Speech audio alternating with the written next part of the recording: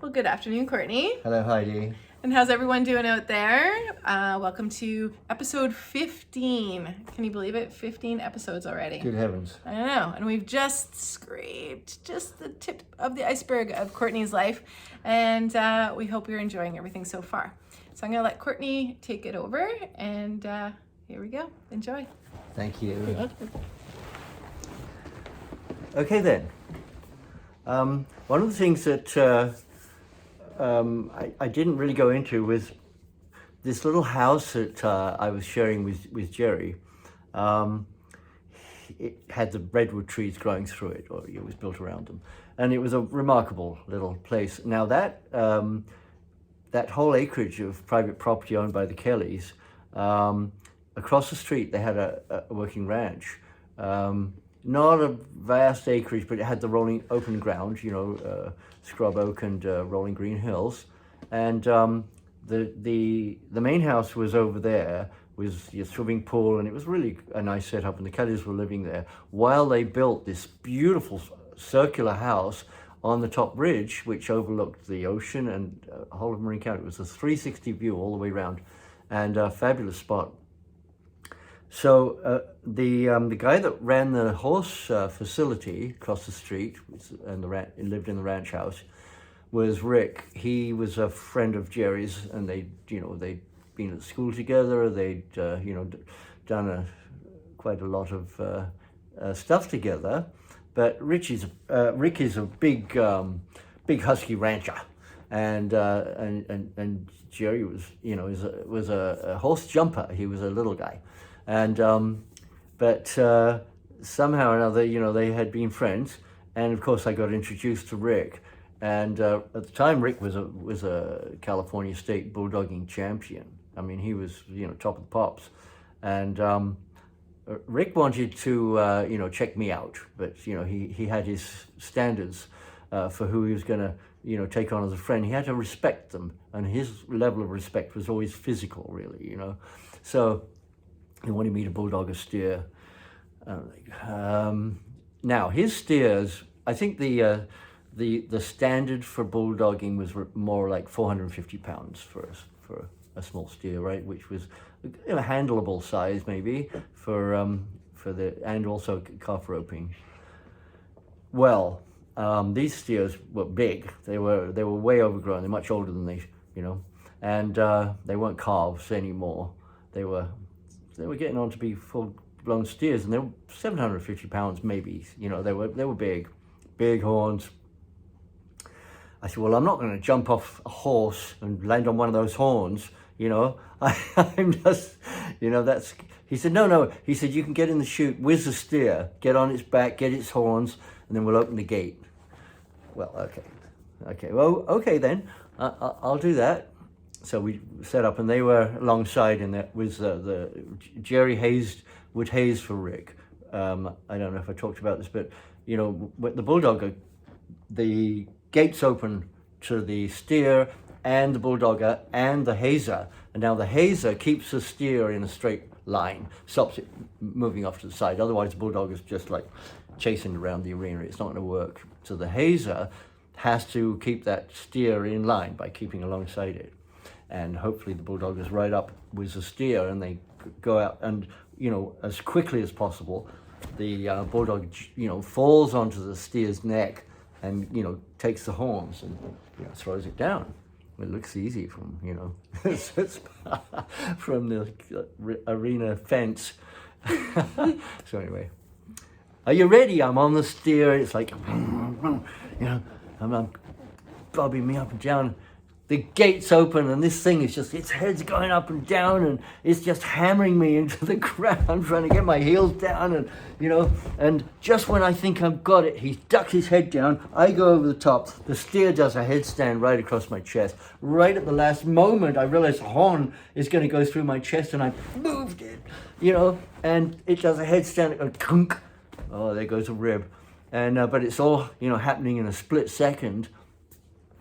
Anyway, I hang on to this thing. It gets up, and I'm still hanging on to it, and then it puts its head up, and I fall back and grab it I make the right move, and I do an actual the head over when it's called a dog fall. When it puts his head down, you go over the top, and it goes over the top of you. That's a dog fall. But the actual bulldogging movement is when you actually put the head up, and right at that moment you pull it back, which doesn't take a lot of weight, but it takes really good timing, and then they follow the head and neck around and go down. Anyway, I had thrown it about, I hang on and it staggers up, and I throw it down again because I know how to do it now. And I get up, and the steer staggers up, and I throw it down again, and I get up, and he doesn't. And I'm like, yeah, I beat your ass, just shut up. I staggered off and go, broken rib. Oh, man. Yeah, that hurt for a long time. Of course, there's nothing you can do about him. You just bind it up and try not to cough. Right? It's like, oh my God. Anyway, so Rick and I used to, go trail riding most days. So I was getting pretty handy on a Western saddle, and Weir and Frankie and some Rex Jackson for sure. They had some horses at the Rucker, and they liked to ride a bit. So it was good to be up on riding. It doesn't to some extent. Anyway, Frankie found a really nice house in Forest Knolls for her and Weir, and Rex had a downstairs room. And they were pretty good group together, and that basically eliminated the whole hangout thing on the ranch. And Geraldine, who was a family friend at the time, continued to be, she moved into the ranch, but I had my eye on it because I as much as the Kelly Ranch was great and our little house was fantastic, I liked the the kind of the down home, ranch house, and the barn and the milk shed and the little acreage and, all of that stuff that was just, it had a charm about it, a real down home thing. And after quite a short period of time, Geraldine let me know that she was moving out, and I moved in to the Rucker. Well, because it used to be, like a Grateful Dead place, these travelers, would just come across country or come from wherever to try and find it. Now I did mention before that the Rucker Stud Ranch wasn't about horses; it was about the guys that lived there. But anyway, they'd heard about the Rucker, and these characters show up with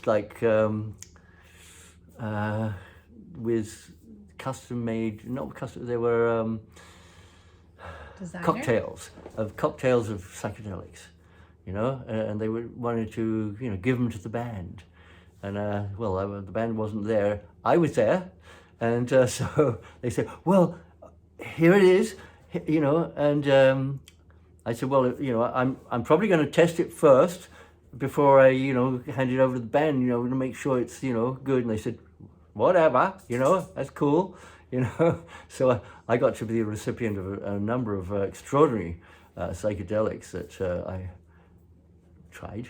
And, there wasn't anything that wasn't great. And, my life at that time, it was only, going from pretty sober to being a psychedelic aficionado. And, I smoked pot, of course, by then, but nothing else, nothing what you called hard drugs, which were starting to infiltrate the scene about then. And I didn't like it. I could see that it wasn't good. I tried to be, quiet about it, but we'd be at a party, a Grateful Dead party, basically, and then during the course of an evening, or even an afternoon, people would start, I'd be sitting around and, have some friends sitting around, and, people start disappearing, and, pretty soon there'd be me and a few girls left. I said, well, where is everybody? And they said, well, Courtney, they know you don't approve, you know. So they're all hiding, all in the closets and everything all around. I like, really, Well, this won't do. I can't be, the bad guy being the good guy. So, I have to just lighten up and just let people do what they're going to do because they're going to do it anyway. And, to hide about it is like kind of paranoid. And, so, but that stuff was coming around already back in the beginning of the 70s. It's been around already by the time I got on the scene. But, of course, it became more prevalent. And, of course, it caused problems, which is history. But anyway, anyway, I did get to, so from the Rucka Rucka to Frankie and Weir's new house, it was over the top ridge, and from the Kelly property, from the little treehouse, I found routes over the ridge. So from the Rucka Rucka, I just had to find a little way to those routes, and it was basically a straight line over to Forest Knolls, where their house was, and so I would set off to visit. Early morning, I'd trek over the hills with a bag of tie-dyes on my back, and knowing that there's going to be people showing up that's going to want some, and so I get to Weir's house, and I think there was a few people there already, and I think John Barlow was there, and of course he was writing songs with Bobby at the time, and continued to do so, and then pretty quickly Steve Parrish showed up. I think he'd been back in New York visiting family or something, and I hadn't run into him until then because he'd been away, and he was like, he's a big guy. He's a big guy and always had a strong role in the whole outfit, and of course later in time he kind of took management of Jerry Garcia, when he was having difficulties, with time getting in on and off stage and stuff like that. He was shepherding him around and taking care of him.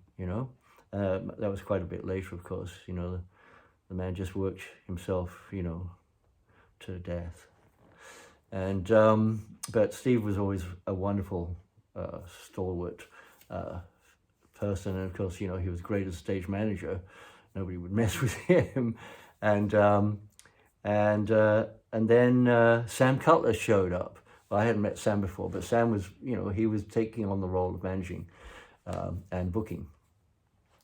And so Sam's character, now he, of course, was, he had put on some big shows for the Rolling Stones in England, in Hyde Park, Regent Park. Anyway, some of the biggest events that had ever happened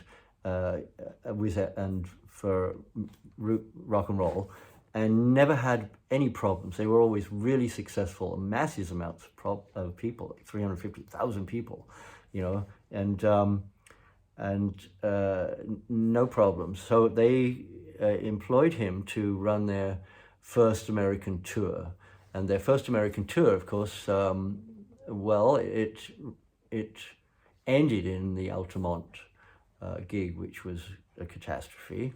But meantime, if you read Sam's book, you can't always get what you want. It illustrates the whole event that happens throughout that tour, and it's worth a read. I won't give it away, but Sam was really being responsible and the good guy to advise that they don't do a free concert. One of the reasons that Mick wanted to do a free concert, they decided, was because they were getting better ticket prices, higher ticket prices for their gigs across the country than the American bands. And, there were certain factors that didn't like that.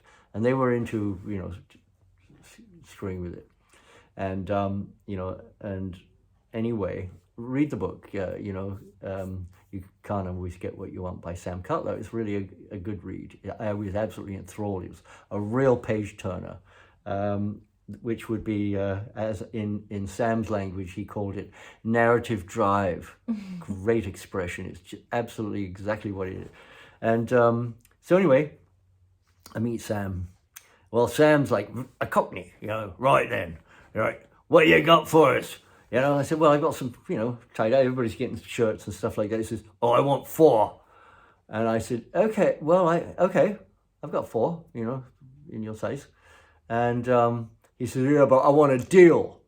I said, of course you do. I said, the deal is they're $4 a shirt. And he said, no, I want a deal. I'm getting, a handful of them. And I was like, well, who is this guy? Obviously, he's somebody. And anyway, it was all good to me. I used to buy my shirts for $1 a piece. I get a pack of 3 for $3 from Penny's Towncraft and down there. And I'd sell them for $4 a piece, tie-dyed. And so Sam got his shirts for $3 a piece. He got his 4 shirts for $12. And he was happy. I was happy. $12. That's groceries for the week. And back then, now this is a cup of coffee. You're lucky. Right. But so I could see that Sam, we were both from London, and he was like, really the other side of the tracks by his accent. I had the more proper accent, as we call it, upper crust or something like that, and he had the real East End of London accent, and it was Cockney. If your born was in the sound of Bow Bells on Bow Street in London, you are a Cockney. Yeah, doesn't matter how you speak, but typically they have that rhyming slang, and that kind of East End accent, which is quite charming in its way. Wasn't ever my cup of tea, but having known Sam for so many years, it kind of grew on me. I kind of, so I met these characters at Weir's house, and then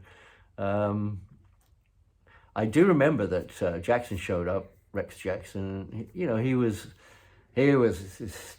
one of the great equipment guys, and you could see that he was destined to do great things, really. Because he was smart, he was tough, and nobody would give him any shit. He would take care of everything, and I could see that he would make a great road manager or something like that. If in the future. But anyway, he invited me down to. He had set up a whole sound. He had a new sound system in his room downstairs, and I'd never really heard great sound system. I apart from live concerts and stuff, but the actual super sound. He had a little cubicle and he had everything set up, and he played me the Wild Horses album, which was new out, and oh, was it good! The sound, I was absolutely transported for all of this wonderful sound that I'd never experienced before, and it was such a great gift to me, and it changed me, and in ways that, the way to listen to music and the way I'd like to hear it, and of course all those great characters, with me along the journey for some years of my life. All right, I think we can wrap this up here. Thanks, Courtney. That was great. Thanks for joining, everybody. And if you like the stories, remember, like and subscribe. Right. We'll see you soon.